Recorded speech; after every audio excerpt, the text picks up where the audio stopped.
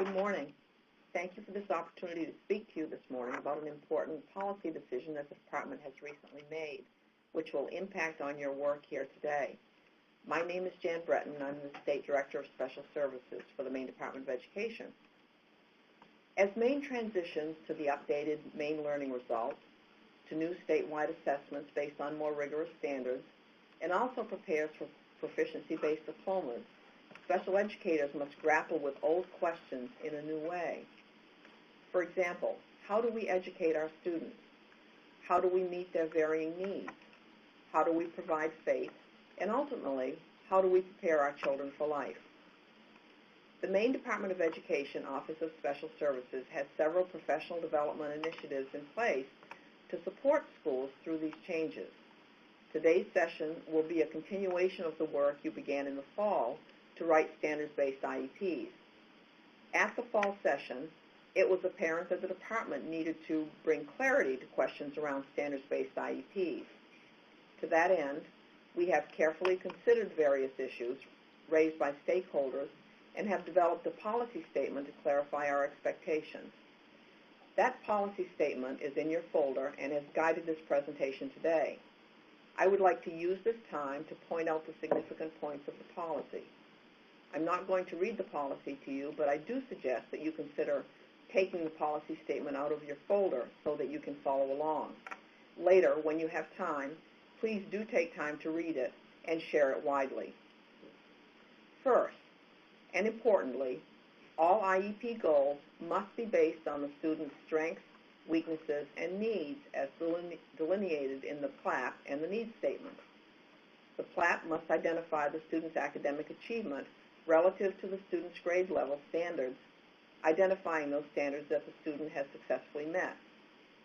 Second, goals must address academic and/or functional, social, behavioral, physical, and/or other educational needs resulting from the child's disability in a way that allows the child to access and make progress in the general education curriculum in the least restrictive environment.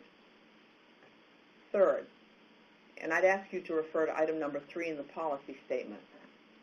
Item number 3 delineates 4 considerations relative to standards-based goals that an IEP team should make in developing a student's IEP. First, if a student is reasonably expected to meet a standard in the coming year without specially designed instruction or accommodation, then it is not referenced in the IEP. Second, if a student is reasonably expected to meet a standard in the coming year with accommodations in the regular education setting, then describe those accommodations in Section 8 of the IEP. Third, if the student is reasonably expected to meet a standard in the coming year with specially designed instruction, which can include consultation by a special educator and possibly accommodations, then write an IEP goal for that standard which references the specially designed instruction and accommodations in connection with that goal. We've given you an example under 3C of the policy. And fourth, if the student is not reasonably expected to meet the standard, even with specially designed instruction and accommodations, then the standard should be broken down into its components to identify its critical elements.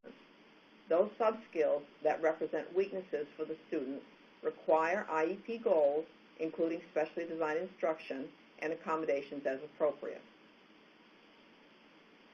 In the policy statement, we have also identified the timeline upon which SAUs will be expected to write standards-based IEP goals. In the coming school year, SAUs will conduct a self-assessment of progress in writing standards-based goals. In 2015-16, SAUs will continue that self-assessment and receive technical assistance as needed. Then in 2016-17, the Maine Department of Education will look for standards-based goals in each IEP as appropriate. School districts are faced with the huge task of determining at the local level how all students will be assessed, how proficiency decisions will be made, and what will happen for students who do not meet the standards and cannot receive a standards-based diploma. Special educators need to be part of this important conversation and planning at the local level. I wish you the best in this challenging but important work.